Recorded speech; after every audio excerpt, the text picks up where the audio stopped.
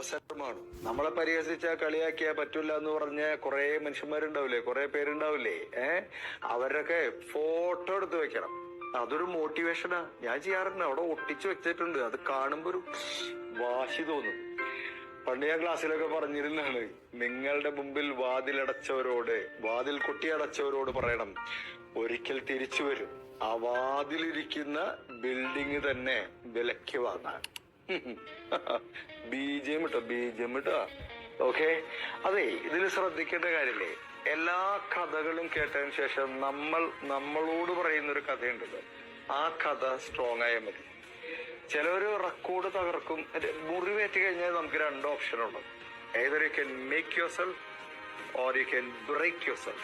ചിലവര് റെക്കോർഡ് തകർക്കും, ചിലവര് സ്വയം തകരും. സ്വയം തകരരുത് എന്ന് മാത്രമല്ല, ആ മുറിവിനെ വളമായി ഉപയോഗിക്കണം. Vulnerability is an opportunity.